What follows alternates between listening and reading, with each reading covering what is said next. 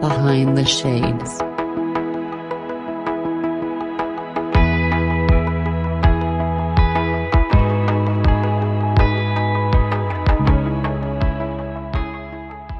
Makes Ezra tick? Adenosine triphosphate. That's a chemistry joke. Sorry. Um, I love it. I the love it. For those who understood it, we're laughing together. yeah. No, I mean, I'm a man with too many jobs. I am a writer. I'm a performer. I'm a educator. I'm a coach. A chemist. But Yeah, I'm most excited about this book that just came out recently, which is The Path Through, a book on poetry and paintings on the subject of trauma. So that's really exciting, and it's a book I wrote with my mother. So it's she did the paintings and I did the poetry. You can't really see the poetry, but um maybe we'll get into that a little later. But yeah, I do life coaching, I do intimacy coaching, I write poetry, and yeah, that's kind of the short of it. It gets longer, but I don't want to bore people.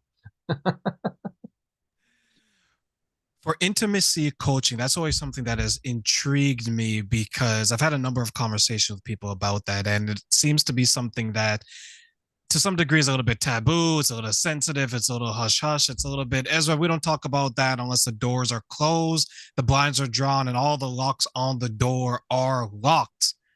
But how did you get involved in that space? What are your thoughts Yeah, about it?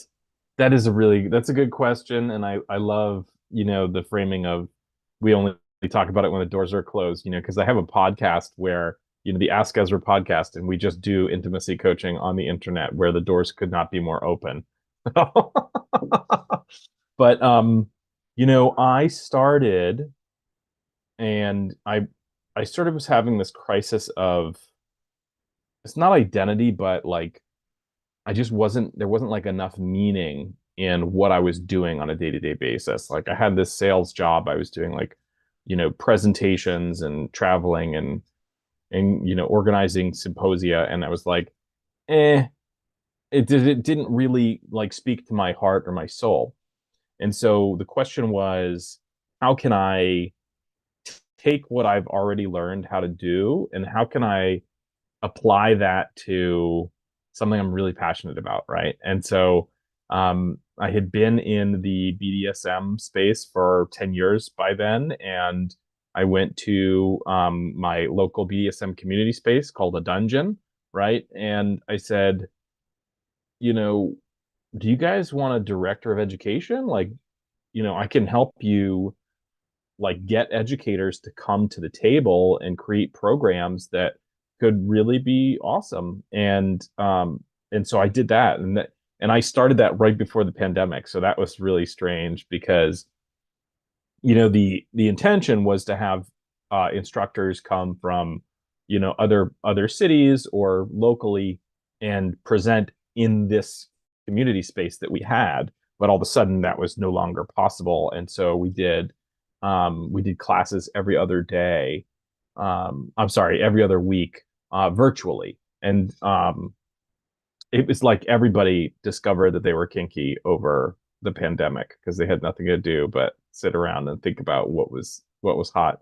So that was great, and that sort of started me out on a journey of serving people in the kink community, and I realized that there was a much larger need, and so instead of just being a BDSM coach, so to speak, I sort of expanded to become more of an intimacy coach, and really a focus on niche sexuality and gender experience. So, those are the things that I kind of wish I had had in my 20s. And it could have saved me a lot of suffering because I didn't think that that was something that was, people wanted. And, or like that I was okay, or like there was a way to do it with community and risk aware way. So that's really what I'm passionate about. There's someone that I knew very well, and she and her common law spouse at the time was was into that, and she would highlight all of these kinks and she discussed the community. And one thing that I really appreciate about the conversation I had with her as well as her spouse, oh sorry, her common law partner, was that they made it seem like an everyday thing, right? Mm. They made it seem, for lack of a better word, normal, right? Whereas maybe some people on the outside, they looked at it as, oh my God, you do that. Oh my God, you do this. It's so, and they're like that image of the three monkeys, right? Where it's like, I hear no evil, I see no evil, and I speak no evil. But I really appreciated the conversation because it was eye opening and it made me realize that what they're doing is maybe a little bit different, but it's not something that is like forbidden, that is like this big, evil, scary thing. Another thing that made me realize is that I thought that I was like a freak. I'm nowhere close when it comes to the experience and like the creativity, I would say that goes into that. For someone Yeah. who's on the outside looking in, do you come across that where those who aren't a part of the community is looking at it as like, ooh, Ezra, you do that? You have those kind of conversations? Yeah, no, it happens that, and I think it's interesting to think about like what is normal, right? And there's something called the Kinsey report, which is like our earliest modern survey of sexuality, right? And he found that 50% of people bite during sex. Okay, that's one of a nearly infinite list of fetishes, right? So just one of those things cuts it in half. So half the people do it, half the people don't, right? Everybody's kinky. Everybody's kinky in one way or another, right? I mean, but for some people, it's really important. Other people, it's not so important. Some people, the things that they find attractive are pretty mainstream. Other people need to build a large community in order to find anybody who's into that thing. Did you know that breasts are not inherently sexual? So if you find breasts arousing, that's a fetish, my guy. That's a cultural um, sexualization of a body part, right? And so we can poo-poo people who think that like armpits are sexy or people who think that feet are sexy, but really it's just less popular than, the sexualization of breasts or abs or whatever. Oh, I absolutely agree. When I met a girl who was into biting, and it was one of the first times where I actually met someone that was into something that I do. And I feel kind of like vulnerable here because I'm opening up and hopefully no one holds this all against me. So Yeah, there we go. What if it right? 15 minutes in and we found your Right? kink terrain. We found my kink. So when I found this now, it was like, okay, this is how it feels when it's done to me. But she was like aggressive with it, right? And I would leave Yeah. with like marks and things of this nature. And I'm like, I'm thinking, is this what I do to others? Right. Because now you're getting it done to you. So now you're on the receiving end versus the giving, right? And it's kind of funny to think that you have two people that have, because you mentioned 50-50. So the Yeah. chances of you meeting someone who has that type of kink isn't that small. It's quite likely, right? Yeah. Yeah. Well, and I think that if you were going to say one thing that distinguishes the kink community from people who don't think of themselves as part of that community, it's the communication, right? And what this came out of was some of these activities have an inherent danger to them, have an inherent risk to them.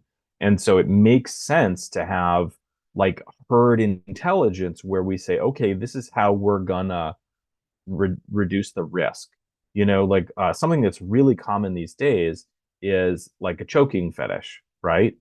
Um, the kids are doing it. You got people who are not even like legal adults who are choking themselves or choking each other in the bedroom, and this is something that can lead to death, right? I mean, it's pretty obvious you can die that way, and even beyond that, you can injure yourself. And there are ways to reduce that risk. There's ways to simulate it or do it for a small amount of time or do it in this way or do it in that way. And I'm not going to go through the whole thing, but it makes sense that if the activity that you're interested in involves risk, then we should have a conversation about that risk. And the public school sex education system does a terrible job about having an honest conversation about the risks involved in sex, because they typically they just want to say, don't do it, or wear a condom, and that's the end of the conversation, right? Yeah, I remember my sex education teacher, and he was so uncomfortable having the conversations about sex that when he there's a topic about like masturbation, right? Either self masturbation or mutual masturbation. And he would always look at the door like someone's going to break in and arrest him for having these conversations. And I look at him, like I look back, and in hindsight, with like let's say with the dynamics of men and women trying to navigate how to interact with each other in the landscape of the work, I can maybe see that perspective where he didn't want to come across as maybe harassing or sexualizing teenagers. Yeah. Um, but when I look back at it as well, like even just him looking at the curriculum, which is approved by many, it was to your point, don't do it. But if you're going to do it, make sure you have this, make sure you have this, make sure you have this. And it was very what's the word I'm looking for? It was like that movie Dick and Jane, where they said, okay, Thursday at 8 p.m. we're gonna have sex. And it was like Monday. Uh-huh. Yeah. Right? Very planned, no room for error, nothing along those lines. So for you, you have introduced this to our audience, and to your audience you speak about it. It's a part of your brand. How important is your brand overall to you, and where are you taking it in the future? Ah, what a terrible question to have to answer. It's an excellent question, but oh, what a mess. No, I mean, I think that so I mean, I do have kind of a branding problem, if you will, and it comes from this like explosive popularity that I got on TikTok. It was like 50,000 followers in the span of a month, and really engaged audience. And what they responded to was this character, Sir Ezra, right? So I would consider myself a lifestyle dominant, which is to say, like, in my sexual experiences, I prefer to take a dominant role, right? I prefer to be the one in charge, making the plan, making the choices, right? It's all consensual. I'm not interested in taking power over people. I'm interested in empowering my partners, but also leading, right? Um, and people really responded to that, and they were like, "Oh, really cool! Look at that! It's a dominant." But then it also made me like a target for a lot of projection and a lot of attacking. And it's like you can have a problem with dominance, you can have a problem with power exchange, you can have a problem with a culture that makes it easier for men to dominate women than for women to dominate men. I'm not any of those things. I'm a person, and I'm playing a character. And so it's it's tempting once you get some notoriety under a specific character to like just show up as that character, right? But The Rock, Dwayne Johnson, is not just The Rock. He's also a person, and he's also an actor, and he's also a parent. He's also like somebody's husband, you know.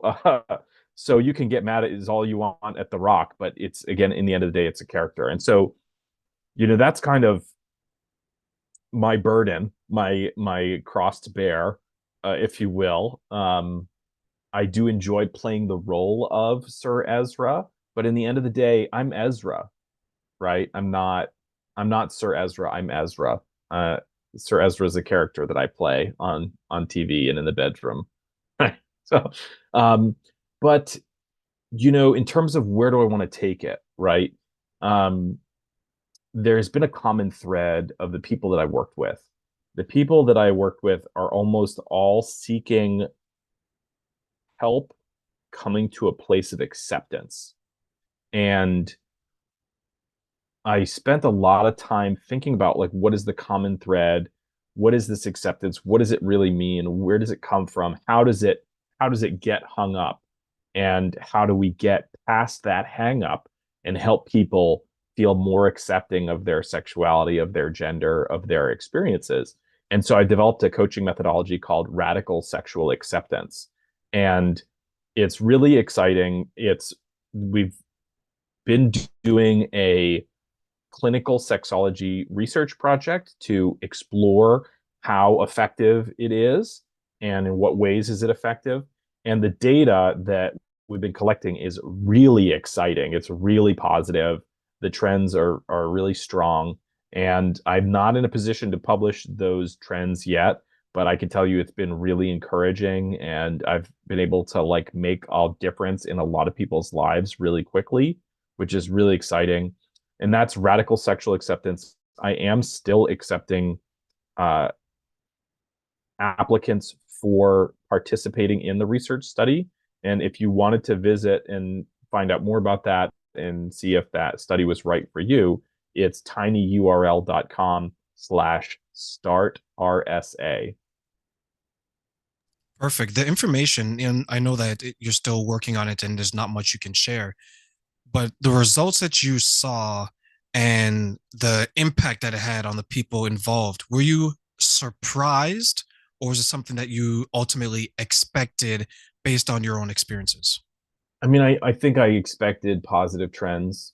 I don't think I would have been following the lead if it was like half the people hated it and half the people loved it, right? But what we're seeing is basically people took a number of psychological assessment tests, and then we did 4 once-a-week sessions, and then they took the same tests. And I was able to compare each test and say, what's the difference after a month? And a month of coaching is not a lot of coaching. I mean, most people, when they go engage with a coach, they're looking at 3 to 6 months, maybe as much as like a year and a half or something. But it's not like therapy. Therapy kind of like goes on forever. Coaching is not that. Coaching is like, let's get you oriented into the right way so you have the tools and you can move forward, right? So a month is not a lot of coaching, but I mean, I'm seeing like 90% of participants experiencing certain results, which is like really exciting. So, I mean, again, I'm not in a position to like state those things because you need a certain number of tests before you can make a statistical significance kind of claim. But it's, I mean, I've got I think 38 participants through, and I mean the idea that being able to step in and provide like no cost coaching and really help people accept their gender and sexuality on that scale in the last couple of years is really exciting and encouraging, and you know. I wonder how many people are going to find it difficult to accept and understand their sexuality because I believe sometimes we look at it, I know I did, that once I began to ask myself certain questions, I began to understand a lot more versus just accepting what was being told to me. And by example of that is as I was growing up, I was like, okay, I'm a heterosexual male because this is what I'm attracted to. But then I began to Mhm. understand is okay, how am I attracted to women?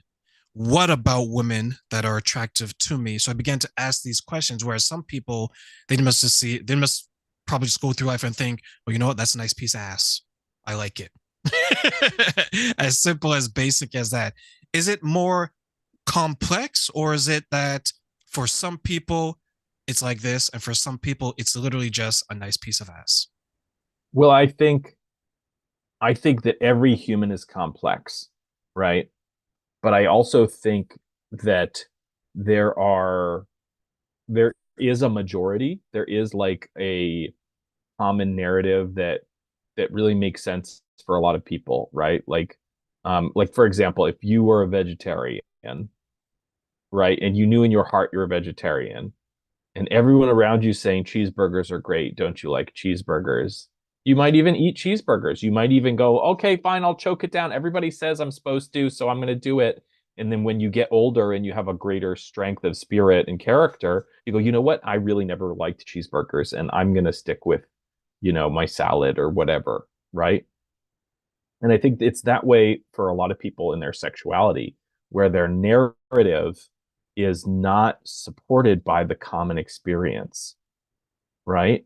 I mean, gay people, bisexual people, they're just not represented in sex education. They're not I mean, they're more represented in popular culture now, but it used to be like a total secret. Like you couldn't be famous and be gay, or you'd be unhireable, right? Um, but it's less so now, but you know, I think it's more challenging for people whose gender experience and whose sexuality experience doesn't fit the narrative. But there's also opportunities that those people get that, let's say, straight and cis people don't by default get. They don't get that what is gender question. They don't get that what is sexuality question because they don't need to question it. You don't. I mean, you could have always just said, and ass is ass, and I'm happy with that, right? But you chose to think a little deeper. But a lot of people, they just don't have to think deeper because it's just not that important, or their narratives fit. And so, there's a whole host of challenges that people in the LGBTQIA plus community are facing that can be really informative, but also can feel really isolating to have to think about these things when it feels like nobody around you has to think about them. I will agree with that because there's some things that, even as you mentioned, as a heterosexual straight male, um, that I wouldn't necessarily openly discuss, right? And that's me being part of a part of a demographic that is quite large in numbers, right? Mm-hmm. Forget skin Yeah. color, culture, or anything like that. Like just the number of heterosexual male, it's a large number. Whereas if I was, let's say, someone a part of that community who was bisexual, who was gay, Mm-hmm. and I wasn't maybe as an extrovert as I am, it's more so you're in your own echo chamber where you're thinking, okay, this is something that is not better now, but it wasn't historically part of the mainstream conversation. The narrative was very hush hush, or in a lot of ways negative, and you just keep it to yourself, and you feel like everything that you do, everything that you're attracted to, isn't what some people deem right or appropriate. And you may go from experiment and thinking, I like this, but maybe fitting in is more important. So I'm going to have that cheeseburger. I'm going to Mm. forego what I truly know is right for me just so I can fit in and be part of the narrative, because being part of the narrative is attractive in a lot of ways. What do you think? It is. It's empowering, right? I mean, it's disempowering a lot of times to have to break from that mold. And, you know, it's tremendous to sort of say, oh, well, I'm going to be part of the smaller group. That can be a tremendous challenge.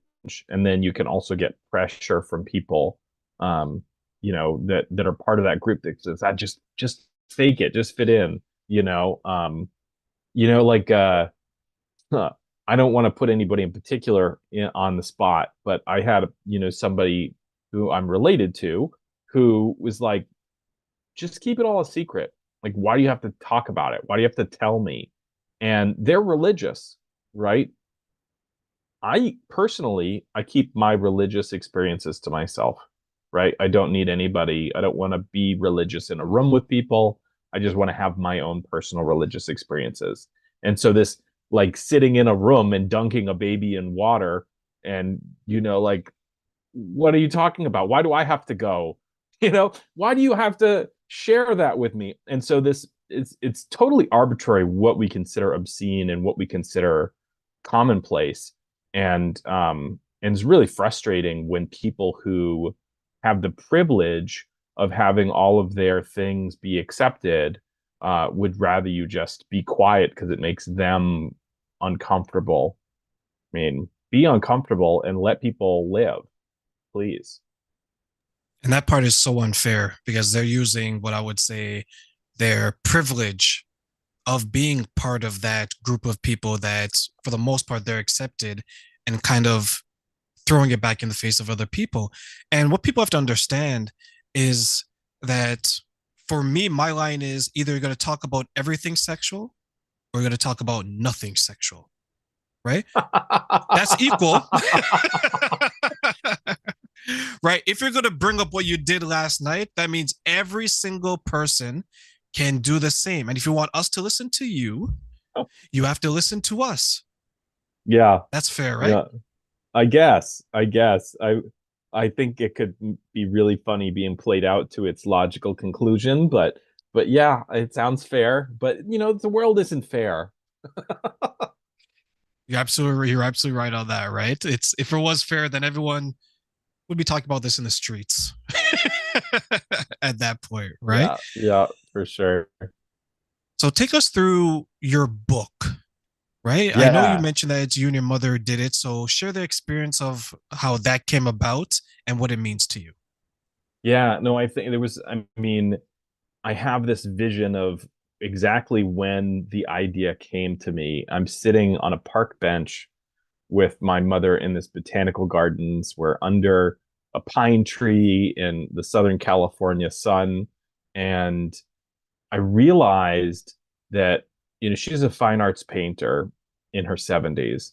And she's been spending the last 50 years painting and processing her experience of trauma through the creation and observation of images, right?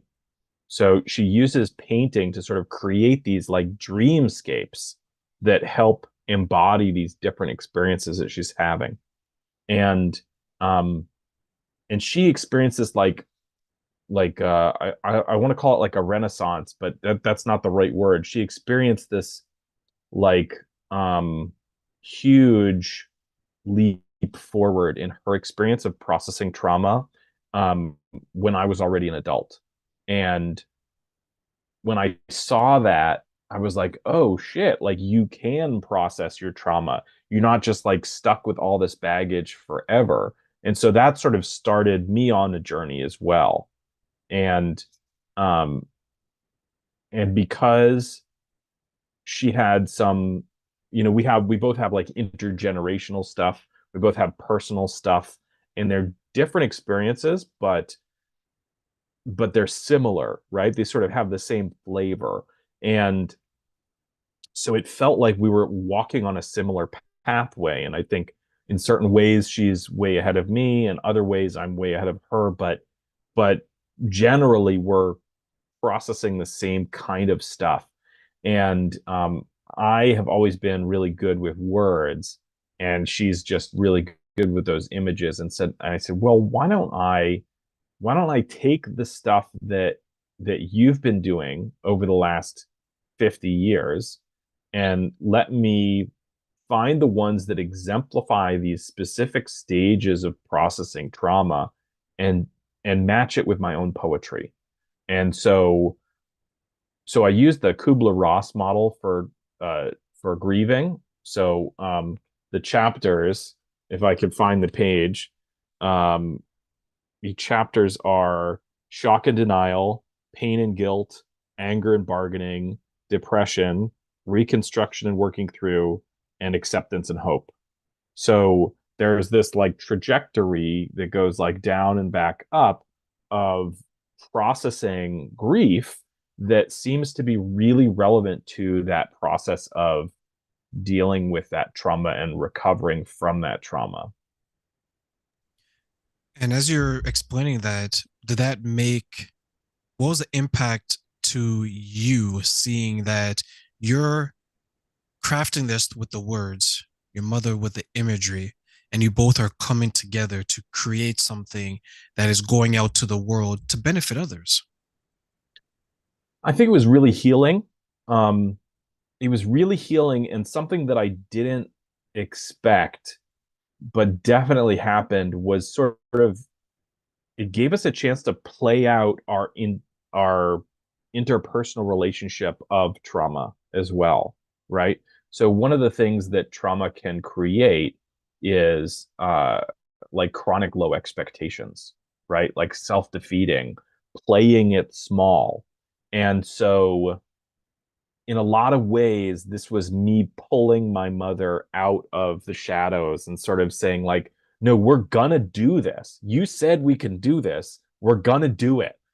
And and you know, there's she had a childhood abuse that she had never talked about publicly. And this book was an opportunity to talk about that a little bit. And so, you know, I wrote an introduction and she wrote an introduction. And in her introduction, she was able to sort of talk about that. And I don't think she talked about it really deeply, but I think one of the challenges with painting is that there is a lot of pressure to be a blank canvas, if I can use a painting analogy, right? So you show up to a gallery show with all of your art, and one person sees a nuclear blast, another person sees a tree, another person sees a campfire that's billowing smoke, right? And it means three different things to three different people. And if the artist goes, yeah, no, that's a tree, then those two people are really disappointed, right? And so the pressure on the artist is to leave it kind of uncertain and let the person fill in the gaps. And poetry is much more explicit, you know, it's much more clear and well defined. And in because of the sort of content of the book and the context of the book, it was an opportunity for her to speak more directly about her experiences and how that showed up for her. And so it was really interesting because it was, yeah, it was a chance to heal together, and it's a chance to sort of transmute that thing that is so nasty and so hard into something really beautiful and really helpful for a lot of people. What is something that you want your readers to get out of your book when they get a copy of That it? one's easy. Yeah, that one's easy. I would love for people to feel like they're not alone in their struggles. Yeah, because it can be really isolating to feel, especially if, you know, you've been abused by family members and you can feel like everybody just wants you to be quiet. Everybody wants you to pretend it didn't happen. And there's millions of people around the world who had similar experiences and are dealing with that stuff. And you don't need to be alone, and you aren't alone. I love, we talked before, and I have a number of books, and a lot of them are in PDF. And one thing that I love about reading books that I continue to this day, it allowed me to escape into the reality of the book and the Mm. love for the book. And it put me in a position where I was entering the author's mind, right? I can see, okay, this is why they did this. This is why they did that. They're constructing a reality and they're allowing us to be a part of that reality. And you made a very good point in regards to the painting is that I'm not going to tell you what it is. I want you to create that for yourself because your book can be this for me. It can be that for you. But ultimately, it allows us all to heal. So, one question I like asking a lot of my guests is if you can meet the people that you have impacted, would you want to, or would you want to, and why? Yes, because I'm a social butterfly. You know, I mean, I think that's tough because I'd like it to impact a lot of people. And as much as the work is explicit, still two people get to fill in those blanks. And I think for some people, meeting me would like ruin it. So, um, but but yeah, no, I think I would. I think I'd love to hear how it impacts people. And you know, I'd love to answer the last question again. I know it's silly, but you know, you sort of said like, what would you want your readers to get out of the book? And I think another thing that I'd love for them to get is like permission to feel these complex and messy feelings, right? Like we get these messages like we're always supposed to be happy and nobody's supposed to be depressed and nobody's supposed to be angry.